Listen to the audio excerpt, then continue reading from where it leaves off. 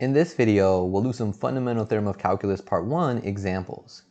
So we want to evaluate the derivatives of the following functions. So in part A, we have f of x, which equals the definite integral from 2 to x of the square root of t squared plus 1 times e to the 1 over t dt. So recall that at the end of the last video, we had stated what the fundamental theorem of calculus part 1 says, and what it says is if you have this definite integral where the lower limit of integration is a constant and the upper limit of integration is a variable, when I do the derivative of this area function, what you get is the function inside of the integral, but where that t, whatever this variable is, changes to the variable that's this upper limit of integration, which was x here. So basically the t changed to an x. Okay, so if we just do that here, we would use fundamental theorem of calculus. All right, by FTC part 1, our derivative is just going to have the t changes to an x. I'll put that in a little bubble. All right, because that's the variable that my function is in terms of. Okay, so I'll get the square root of x squared plus 1 and then times e to the 1 over x. And that's it. That is my derivative. So that is what the fundamental theorem of calculus part 1 says in terms of how do we do a derivative of an area function like this. Okay, let's do another example. So what if that upper limit of integration wasn't just x now? What if it was some more complicated stuff? What if it was x to the third? So I want to note something here. So we know how to take the derivative. I'm going to do the derivative with respect to x. If I had an a down here, some constant, and an x up here, some function, which I'll call b of t dt, by the fundamental theorem of calculus part 1, this will just be b of x. So that t will change to an x. What we have now is the derivative of an integral from a to some stuff, some more complicated things up here, of b of t dt. So what's changing is the thing that's sort of getting plugged in for the x is some more complicated stuff. This is actually a composition of functions. So the derivative is going to involve the chain rule. So this will involve the chain rule. And the chain rule says, well, first deal with the derivative of the outside thing. And the outside thing is this area or this definite integral. And the derivative of that definite integral using FTC part 1 would usually be b of x. But when I do the chain rule says, well, don't just write x there. Keep plugging in the same stuff that is plugged in here. So I'll get b of the stuff.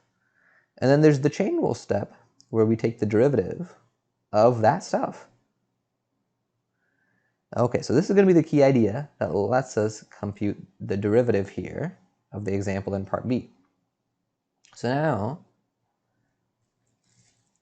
if we take this derivative, we'd get, this is still using FTC part 1. By FTC part 1, our derivative is going to be, well, I just write that function, something squared plus 1, and then times e to the 1 over something. But now instead of just replacing the t with x, I'm going to be plugging in the stuff that was in this upper limit of integration. I'm going to plug in x to the third. So I'll have x to the third here and x to the third here. But then I do the chain rule step, and we multiply by the derivative of that stuff. In this case, the derivative of x cubed, which is 3x squared. So this is ddx of x cubed. Okay, and if I simplify this a little bit, we'll get g prime of x equals. When I do x cubed and square it, I will multiply the powers, and we'll get x to the 6th plus 1, and we'll have e to the 1 over x to the third times this 3x squared. And that is our derivative. So that's how we can do FTC part 1 type problems when this upper limit of integration isn't just x. If it's more complicated, we got to do chain rule. Okay, one more part of this example.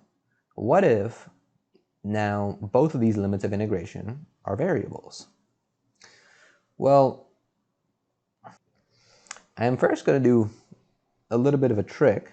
So I am going to use my integral properties to split this integral up into one piece that starts at this lower limit, x to the third, and it'll go to some number that I'll think about. and then of my function, root t squared plus 1 times e to the 1 over t dt, and then plus another integral, and this one has to start where the previous one ended, and it'll go until tangent inverse of x of the root t squared plus 1 times e to the 1 over t dt function.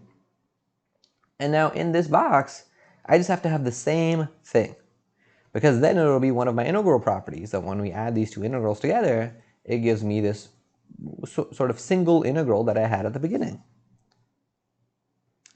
So I can put in any number that I want into these boxes. I just have to make sure that the number that I plug in makes sense in terms of the domain of this function. Okay, so I want it to be in the domain of our function. All right, so because the simplest thing that I might think of is maybe I'll just put a 0 in both of those spots. But I can't plug 0 into e to the 1 over t. So I'm going to pick 1. And 1 is simple and it works. It's going to be in the domain. Okay, and now I like this because we just have, in both of these integrals, there's just one of these limits of integration that has variables. And one of them has variables, and that's fine. Because now what we can do is in this first integral, we can flip it and get 1 to x cubed. And when I do that, I'll get a negative sign in front. Then I'll get my function, root t squared plus 1, e to the 1 over t dt. The second integral, we'll keep it as it is, so I'll just put plus, and I'll just put a squiggly line for that next integral. And now from here, we can handle both of these. So now, we would apply FTC part 1, and that I am going to leave for you. I am going to leave this for you, because it's going to be really similar to what we did in part B.